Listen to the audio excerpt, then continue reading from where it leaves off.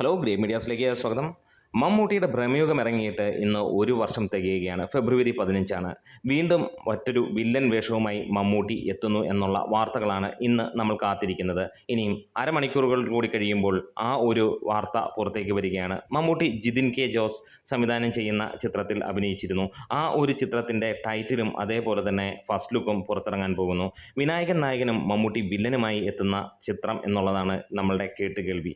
അതിൻ്റെ ആ ഒരു അപ്ഡേറ്റുകൾ വരുമ്പോൾ നമുക്ക് ഒരു കാര്യം ഉറപ്പിക്കാം, ഇന്നും ഇത്ര ഗംഭീരമായി അഭിനയിക്കുന്ന വേറെ ഒരു സീനിയർ നടൻ ഇല്ല എന്നുള്ളതാണ്. സമീപകാലത്ത് മമ്മൂട്ടി നൽകിയ സിനിമകളെല്ലാം തന്നെ അങ്ങനെ തന്നെയാണ്. ഏത് 10 വർഷങ്ങൾ എടുത്തു നോക്കിയാലും നമുക്ക് കാണാൻ കഴിയുന്ന കാര്യം, അവിടെയൊക്കെ മമ്മൂട്ടിയുടേതായി മികച്ച ക്യാരക്ടേഴ്സ് ഉണ്ടായിരുന്നു എന്നുള്ളത് തന്നെയാണ്. വീണ്ടും 2015 ശേഷം മമ്മൂട്ടിയിൽ നിന്ന് തുടർച്ചയായി മികച്ച അതിഗംഭീരമായിട്ടുള്ള സിനിമകൾ ലഭിക്കാൻ തുടങ്ങി. പ്രത്യേകിച്ച് അഭിനയത്തിന് മാറ്റുരയ്ക്കാൻ ഉള്ള സംഭവങ്ങളുള്ള സിനിമകൾ തന്നെ. അതിപ്പോൾ ചെറുതാണേലും വലുതാണേലും ആർട്ടാണേലും കൊമേഴ്ഷ്യലാണേലും എല്ലാം മമ്മൂട്ടി സിനിമകളിലുള്ള പ്രകടനം മികച്ച രീതിയിൽ അഭിനയ പ്രാധാന്യമുള്ള സിനിമകൾ തന്നെയാണ്. അന്ന് ഭ്രമയുഗം, അതായത് കഴിഞ്ഞ വർഷം ഇറങ്ങിയപ്പോൾ നമുക്കൊരു കാര്യം മനസ്സിലാകുന്നു. വില്ലനായി മമ്മൂട്ടി അഴിഞ്ഞാടിയ ഒരു ചാത്തനായി മമ്മൂട്ടി വരുന്ന ഒരു കാഴ്ച നമ്മളുടെ ഹൃദയത്തിലേക്ക് ചാത്തൻ കുടിയേറിയിട്ട് ഒരു വർഷം തികയാണ്. വീണ്ടും ജിതിൻ കെ ജോസിലയുടെ ഒരു വില്ലൻ കഥാപാത്രത്തിലൂടെ മമ്മൂട്ടി വരുമ്പോൾ ഇതിന് മുകളിൽ നിൽക്കുന്ന ഒരു പെർഫോമൻസ് തന്നെ നമ്മൾ പ്രതീക്ഷിക്കുകയാണ്. അതെ, ഇത് മമ്മൂട്ടി സിനിമകളുടെ മാത്രം പ്രത്യേകതയാണ്.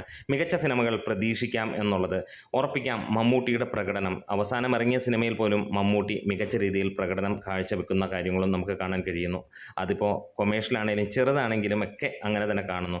വീണ്ടും ഈ ഒരു സിനിമയും അടുത്ത അല്ലെങ്കിൽ തുടരെ ഉള്ള വർഷങ്ങളിലെ മികച്ച അഭിനയ പ്രതിഭയെ നമുക്ക് കാണാൻ കഴിയുന്നു. ഒരു സൈഡിൽ മമ്മൂട്ടി ഓരോ അവാർഡിനും മാറ്റൊരുക്കുമ്പോൾ മറ്റേ സൈഡിൽ ഒരുപാട് പേർ അതിനുവേണ്ടി ക്യൂ നിൽക്കുന്നു. എന്താണേലും ഒരു സൈഡിൽ അവരെല്ലാം ഏറ്റുമുട്ടേണ്ടത് മമ്മൂട്ടിയോട് തന്നെ.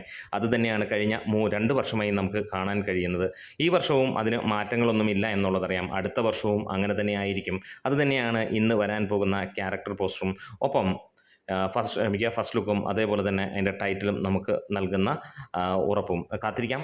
നിങ്ങൾ ആരൊക്കെയാണ് ഇതിനു വേണ്ടി കാത്തിരിക്കുന്നത് ഒന്ന് കമൻസിലൂടെ രേഖപ്പെടുത്താം. Great medias.